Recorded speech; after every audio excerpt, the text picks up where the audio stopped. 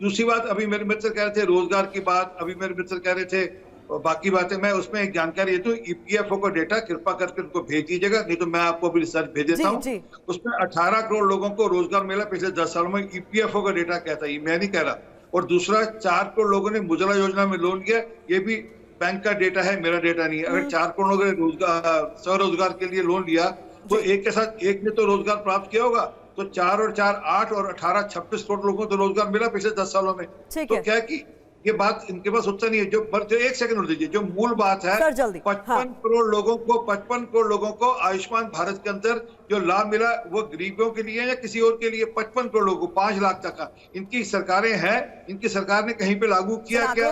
क्या वो बातें आप गिना रहे हैं, अगर वो वाकई जमीन पर पहुंची है तो मुझे लगता है फिर आपको कोई मुश्किलात नहीं होनी चाहिए। जिस तरीके से आप 400 पार के नारों की बात कर रहे हैं, लेकिन उसी बीच संविधान बदलने की बात जब कर दी जाती है कि हमें संख्या बल चाहिए क्योंकि संविधान बदलना है तो संख्या बल चाहिए, उस पर सवाल पूछे जाते हैं। सभी चौंकाकर जी, सवाल मेरा आपसे यह है कि अखिलेश यादव राहुल गांधी की इस प्रेस कॉन्फ्रेंस के दौरान जब पीडीए का जिक्र होता है, यहां पर अजीज खान साहब ये जरूर कह रहे हैं कि पीडीए जो है वो इंडिया का ही हिस्सा है, पीडीए समय की मांग है, लेकिन पीडीए का बार बार जिक्र करना ये क्या सोची समझी रणनीति है? जिस तरीके से 2019 में कोई खास परफॉर्म नहीं कर पाया था जो पिछला अलायंस था अखिलेश यादव का मायावती के साथ, क्या इसलिए मजबूरी हो जाता है बार बार पर जोर देना पीडीए पर?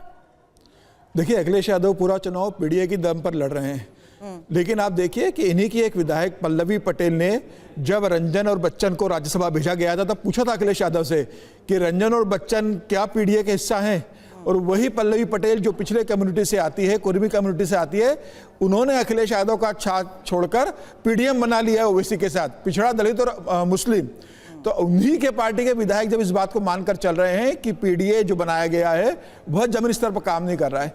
दूसरी बात मैं कहना चाहता हूं कि राहुल गांधी और अखिलेश यादव आज साझा पत्रकार वार्ता कर रहे थे। राहुल गांधी 26 फरवरी से लेके 24 फरवरी तक 7 दिन के लिए उत्तर प्रदेश के दौरे पे थे न्याय यात्रा के लिए। चंदौली से वो उत्तर प्रदेश में एंटर होते हैं और झांसी से वो मध्य प्रदेश में चले जाते हैं। इस 7 दिन के अंदर क्या अखिलेश यादव को एक बार भी मौका मिला अखिलेश यादव को कि वो राहुल गांधी के साथ पत्रकार वार्ता कर ले? क्या उनकी न्याय यात्रा में राहुल गांधी के साथ अखिलेश यादव कदम से कदम मिला के चले? अगर साथ में आना था तो दोनों दलों को घोषणा पत्र भी साथ में लेके आना था। कांग्रेस का घोषणा पत्र अलग आता है, समाजवादी पार्टी का घोषणा पत्र अलग आता है, इन्हीं के एक और सहयोगी ममता बनर्जी अलग घोषणा पत्र लेके आती है, लालू प्रसाद यादव के बेटे तेजस्वी अलग घोषणा पत्र लेके आते हैं। तो सीटों के बंटवारे और सीट शेयरिंग को लेकर चर्चा हो रही थी ना, लेकिन इस वक्त के हालात में जब इतनी ट्रांसपेरेंसी दिखाई जा रही है और राहुल ने खुद प्रेस कॉन्फ्रेंस में कहा कि अगर आपको लगता है कि कुछ मुद्दों को जोड़ने की जरूरत है जिन पर आप फोकस करना चाहें, उसके लिए हम तैयार हैं। लेकिन मेरा सवाल इस बीच यही है, दोनों पार्टियां अपने वोट ट्रांसफर करवा पाएगी? क्योंकि अभी तक के इतिहास में देखा जाए तो एसपी को हमेशा लॉस ही हुआ। समीर सर, नहीं, मुझे नहीं लगता कि इनका वोट ट्रांसफर हो पाएगा। देखिए, आप 2017 के अंदर भी अखिलेश यादव और राहुल गांधी साथ में आए थे, कांग्रेस समाजवादी साथ में मिलकर चुनाव लड़ी थी। क्या जमीनी स्तर उसका बहुत फायदा हुआ था? और जब अखिलेश यादव को यह बात का मालूम पड़ा कि जमीनी स्तर पर कांग्रेस का वोट शिफ्ट नहीं हो रहा है और जमीन पर कांग्रेस बहुत मजबूत नहीं है, अखिलेश यादव ने बाकी के चुनाव अपने दम पर लड़े। 2019 के अंदर समाजवादी पार्टी ने मायावती के साथ गठबंधन किया, 10 और 5 सीटें जीती, समाजवादी पार्टी ने 5 और बहुजन समाज पार्टी ने 10 लोकसभा सीटें जीती। इस बार 2024 में समाजवादी पार्टी अलग हो गई है, जयंत चौधरी इनके साथ जो विधानसभा चुनाव में साथ में थे वो अलग चले गए। मुझे लग रहा है कि अखिलेश यादव को इस बात को मालूम है कि कांग्रेस के साथ मिलने से एक ही फायदा है कि मुस्लिम वोट बैंक जो थोड़ा भी बचा हुआ है कांग्रेस के पास वह बटे नहीं, और मायावती अलग लड़ रही है, तो कांग्रेस को साथ में लेना अखिलेश की मजबूरी थी और इसीलिए अखिलेश ने कांग्रेस को लेकर सिर्फ 17 सीटें लोकसभा चुनाव की दी है। मुझे लग रहा है अखिलेश यादव को पता है कि उत्तर प्रदेश में उन्हें अपनी दम पर लड़ना है, कांग्रेस उन्हें बहुत ज्यादा सहयोग नहीं करेगी। प्रियंका, आखिर में जल्दी से, ये एक्सपेरिमेंट तो पहले भी हुआ था, 2017 की तरफ अगर हम जाए वो सफल नहीं रहा। उसको लेकर प्रधानमंत्री मोदी अलग अलग रैलियों से कह रहे हैं कि 2 लड़के एक बार फिर से साथ आए हैं, काट के अंडी कितनी बार चढ़ाएंगे। अब इस बार ये सफल होगा, इसकी क्या गारंटी? देखिए, मुझे लगता है कि इसकी सफलता की गारंटी ये है कि इस देश में बेरोजगारी सबसे ज्यादा है। किसान जब अपनी मांगे लेकर बॉर्डर पे पहुंचता है तो उसे गोलियां दी जाती। 700 किसानों की शहादत इस बात का प्रूफ है कि इस देश में अब बदलाव की लहर आ चुकी है।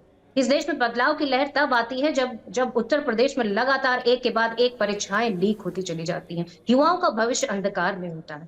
मैं पूछना चाहती हूँ, इस देश में और इस प्रदेश में महिलाओं के प्रति लगातार अत्याचार क्यों बढ़ते चले जा रहे हैं जब देश में सरकार ऐसी है? आप बताइए, वेज थाली की कीमत लगातार बढ़ती चली जा रही है और नॉन वेज थाली की कीमत घटती क्यों चली जा रही है? क्या यही भारतीय जनता पार्टी की नीति है? और क्या यही भारतीय जनता पार्टी चाहती है कि इस देश में लगातार जो महंगाई बढ़ती चली जा रही है उसका जिम्मेदार कौन? खाने पर चुनाव लड़ा जाएगा इस देश में? कौन मछली खाएगा, कौन मुर्गा खाएगा, कब खाएगा, इन बातों पर चुनाव लड़ा जाएगा? या इस देश में बताया जाएगा कि कब नौकरियां दी जाएंगी, कब इस देश का युवा? आप इन्हीं बताइए। आधार पर बड़े दावे भी किए गए हैं कि आने वाले वक्त में जनता इसी आधार पर बदलाव भी चाहती है। लेकिन इस बीच आपको बता दूं, टीवी9 भारतवर्ष संवाददाता कुमार विक्रांत के सवाल पर अखिलेश यादव ने क्या कहा, सुनिएगा। कुमार विक्रांत ने उनसे सवाल किया कि किस तरीके से पहले भी साथ थे, पहले खिलाफत फिर गठबंधन, लेकिन अब एक बार जब साथ आए हैं और साथ आना है, ये कब सोचा? यही कुमार विक्रांत का सवाल था। सुनिए क्या कहा अखिलेश ने। अखिलेश जी, राहुल जी, आप दोनों लोग 2017 में साथ आए थे, दोनों ने लखनऊ में प्रेस कॉन्फ्रेंस भी की थी, लेकिन 19 और 22 में आप दोनों अलग अलग हो गए, 24 में फिर साथ आए हैं। आखिर क्या वो मोमेंट क्या था जब दोनों के दिल में आया कि हाँ, हमको साथ आना चाहिए, जरूरी है? 7 साल बाद दोनों के दिल में कब ये मोमेंट आया कि हाँ, चलना है साथ? मूवमेंट क्यों बताना, हम साथ आ गए और साथ आ गए, यही मूवमेंट है।